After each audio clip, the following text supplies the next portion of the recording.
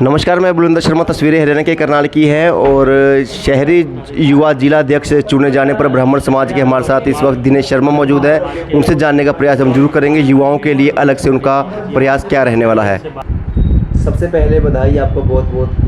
आपको भी बहुत बहुत बधाई हो और मैं आपका शुक्रगुजार हूं कि विंटेज न्यूज़ और ये प्रजातंत्र न्यूज़ करनाल की पहचान आप समाज के हितों के लिए और सामाजिक मुद्दों को बढ़ चढ़ कर मतलब लोगों के बीच में लेके आते हैं और उनका समाधान भी कराते हैं। आपका यहाँ पर आने पर बहुत बहुत धन्यवाद। क्या मुद्दा रहने वाला है, युवाओं को कैसे आगे मौका मिलेगा आगे आने का? देखिए, सबसे पहले आज के समय में जो युवाओं की जो पीढ़ी है वो ख़राब किस वजह से हो रही है ये समझने की ज़रूरत है। मेरी एक विचारधारा है, शायद आप उससे सहमत हों, आज नहीं होंगे तो कुछ समय के बाद अवश्य होंगे, कि 12th से पहले जो भी बच्चे हैं उनको मल्टीमीडिया वाला बड़ा फ़ोन ना दिया जाए। उस फ़ोन के कारण ही वो बच्चे गलत संगति में जाते हैं, उनमें गलत वीडियो गेम खेलते हैं जिसमें मार काट खून खराबा होता है उन वीडियो के अंदर।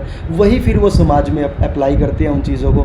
आज के समय में आप देखोगे कि पहले जब हम किसी के घर जाया करते थे उनके बड़े सा बच्चा भी आकर पैरों को हाथ लगाता था, लेकिन आजकल छोटे बच्चे या बड़े बच्चे भी हैं जो +2 क्लास तक के, वो अपने फ़ोन में इतना बिजी हैं कि आने जाने वाले कोई भी घर में मेहमान आए उनको राम राम तक नहीं करते। तो आप बात को समझिए कि हमें इस चीज़ को समझने की ज़रूरत है कि समाज में आज की डेट में जो भविष्य जो युवाओं का ख़राब कर रहा है वो फ़ोन कर रहा है। हमें फ़ोन के बेनिफिट तो हैं थोड़े बहुत, लेकिन इसके नुकसान ज़्यादा हैं। लोगों को, युवा साथियों को और बुजुर्गों को ये समझाना होगा। तो ये इसके दोष के पीछे माता पिता भी इन्वॉल्व है, क्योंकि माता पिता हम देखिए पकड़ाते हैं बच्चों के हाथ में मोबाइल। इंसान का, बच्चे का जो प्रथम गुरु होता है वो माँ और पिताजी होते हैं। अगर वही बच्चों को इतनी ज़्यादा सहूलियतें देंगे, मान लीजिए कोरोना काल के दौरान उनको वीडियो कॉल पे काम करना था, लेकिन आप बच्चे पे साथ ही साथ नज़र भी रखिए कि वो फ़ोन पे क्या काम कर रहे हैं। दूसरा क्या है, आज की डेट में जो युवा है वो नशे की लत लगती जा रही है। इतने गंभीर, इतने गंदे नशे करके लोग टीके लगाकर, स्मैक पीकर, हीरोइन पीकर, शराब पीकर सड़कों पे पड़े होते हैं। आज की डेट में अगर हम करनाल की बात करें,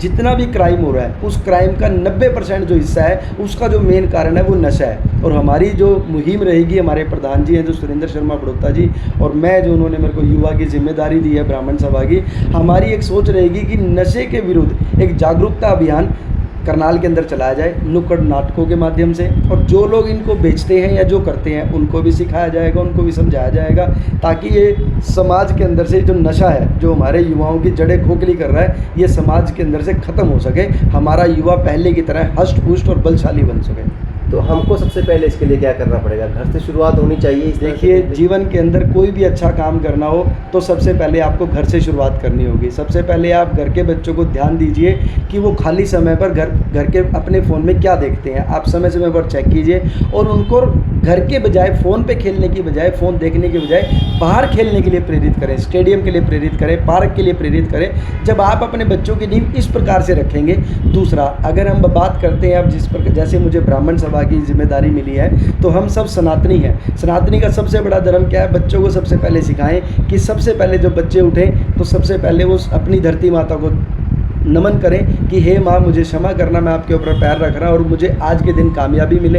अपने माँ बाप के पैर छुएं। आज की डेट में सिर्फ और सिर्फ 5% बच्चे ऐसा करते हैं। तो ये संस्कार जो है भूलती जा रही है पीढ़ी। दूसरा क्या है, आज युवाओं के माथे से तिलक गायब हो चुके हैं। इस तिलक के बहुत बेनिफिट भी हैं, इससे हमारा ध्यान केंद्रित रहता है, बुद्धि केंद्रित रहती है। दूसरा, आज हमारे जो युवा हैं, सनातनी हैं, उनके सिर से चोटे गायब हो चुके हैं। हम लोगों को ये समझाएंगे कि ये कोई हमारी पुरानी धारणाएं नहीं है, कोई आडंबर नहीं है, इसके साइंटिफिक रीज़न है। आज का जो युवा ये कहता है कि विदेश, नासा ऐसे है, साइंटिस्ट ऐसे हैं, 200 साल पहले इनको कुछ भी नहीं पता था। और हमारे जो ऋषि मुनि हैं, हमारे जो ज्योतिषी हैं, वो 2-2, 4-4 हज़ार साल पहले उन्होंने 9 ग्रहों की दिशाओं के बारे में बता दिया था। तो हमारा जो सनातन धर्म है वो सर्वश्रेष्ठ है, सर्वशक्तिमान है और सर्वबलशाली है। हम युवाओं के बीच में ये संदेश लेकर जाएंगे। कैसे देंगे उनको संदेश, कैसे ये उन तक पहुँचाएंगे? देखिए, अब आप उनको सबसे पहले तो ये समझाएंगे साइंटिफिक तरीके से कि मान लीजिए हमने, साइंस कहती है कि पीपल के वृक्ष को नहीं काटना चाहिए। हम उनको सबसे पहले ये समझाएंगे कि हमारे बुजुर्गों ने, वो हमसे भी ज़्यादा ज्ञानी थे, समझदार थे। उन्होंने देखा कि पीपल का जो वृक्ष है वो दिन और रात में दोनों ऑक्सीजन देता है, तो वो तो हमारे लिए भगवान है एक प्रकार से, जो हमें दिन और रात ऑक्सीजन देता है। तो उसको हमने या तो धर्म के साथ जोड़ दिया और या फिर बाद में हमने साइंस के साथ जोड़ दिया। दूसरा, अगर हम चोटे की बात करें, इससे हमारी बुद्धि शांत रहती है, केंद्रित रहती है, हमारी एकाग्रता बढ़ती है। तिलक लगाने से हमारी बुद्धि शांत रहती है, हमारी बुद्धि की एकाग्रता बढ़ती है, ध्यान करने में हमें बेनिफिट मिलता है, पढ़ाई करने में हमें बहुत ज़्यादा इससे सहायता मिलती है। ऐसे करके हम नए जो स्कूली बच्चे हैं उनको ये सिखाएंगे। नशे के अलावा क्या जागरूक करेंगे लोगों को? नशे के अलावा सबसे पहले तो दूसरी बात, हमारे जो मेन हमारा जो मुद्दा भी है, हमारे 10 साल से मुद्दा है कि हमें जो आज़ादी मिली थी वो 5 से 5.5 लाख क्रांतिकारियों के खून की बलिदानी देकर हमारा देश आज़ाद हुआ था। लेकिन आज के युवाओं को ये बातें पता ही नहीं है, उनको पता ही नहीं है कि हम आज़ाद कैसे हुए थे। वो तो यहाँ पर +2 करते हैं और ऐसे ही यहाँ से खाए पिया खिसके हम यार किसके और दूसरे देश में जाकर सेवाएं देना शुरू कर देते हैं। भारत देश के युवाओं ने इतना ज़्यादा बलिदान दिया है, चंद्रशेखर आज़ाद, राम प्रसाद बिस्मिल, अशफाक उल्लाह खां, भगत सिंह और अनेकों ऐसे क्रांतिकारी थे जिन्होंने अपने खून से इस माटी को सींच कर हमें आज़ाद करवाया है। इस आज़ादी का मोल हमने कोई गिफ्ट में नहीं लिया, हमारे युवाओं ने, बुजुर्गों ने, माताओं ने, बहनों ने अपने खून की बलिदानी देकर हमें आज़ाद करवाया। युवाओं को समझाएंगे कि अपने क्रांतिकारियों को, स्वतंत्रता सेनानियों को समय समय पर याद करें और उनका धन्यवाद करते रहें। शहर के अंदर जितनी भी प्रतिमाएं हैं शहीदों की, उनका कोई रखरखाव नहीं है। पहले जब मैं युवा की समाज सेवा की संस्था चलाया करता था, कुछ टाइम पहले की बात है, हम 10, 15, 20 दिन के अंदर सफाई किया करते थे। आज वहाँ पर उनकी कोई रखरखाव नहीं किया जा रहा। उसके बाद कुछ समय पश्चात फिर सरकार ने ध्यान दिया था, उसके लिए रखरखाव के लिए पैसे भी भेजे थे। तो शहर में जितनी भी शहीदों की प्रतिमाएं हैं उनका रखरखाव करना, युवाओं को ये प्रेरणा देने के काम किए जाएंगे। अपने धर्म के प्रति अड़िग रहना अच्छी बात है, लेकिन दूसरे धर्मों का भी उतना ही जरूरी सम्मान हो जाता है। इस बात से कितने आप सहमत हैं? बिल्कुल सहमत है। धरती पर सिर्फ 2 ही प्रकार के लोग हैं, अच्छे और बुरे। यहाँ पर धर्म और किसी चीज़ की बात नहीं हो रही, लेकिन जो हमारे संस्कार हैं, 1000, 2000, 5000, 10,000 पीढ़ियों से जो हमारे बुजुर्गों ने हमें संस्कार दिए हैं, उनको फॉलो करने का तो हमें हक है। हम किसी धर्म के बारे में, कोई किसी के बारे में निंदा नहीं करते, वो अपने तरीके से करते रहे। उनके धर्म में भी अच्छे लोग हैं, हमारे धर्म में भी बुरे लोग हैं।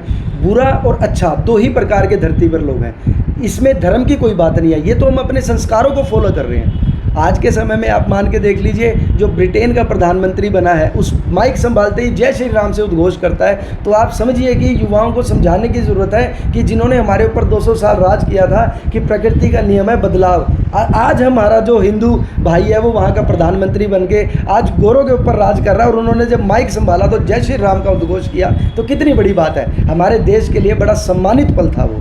तो अंत में भटके हुए युवाओं को क्या मैसेज देना चाहेंगे? मैं सिर्फ इतना कहना चाहता हूँ, एक तो फ़ोन के सिर्फ और सिर्फ बेनिफिट्स की तरफ ध्यान दें, ज़्यादा फ़ोन की लत ना लगाएं, इससे आपके अंदर चिड़चिड़ापन आ रहा है। बच्चों के अंदर वीडियो गेम गलत खेल रहे हैं, वो इसके अंदर गलत कंटेंट भी देखते हैं कुछ बच्चे।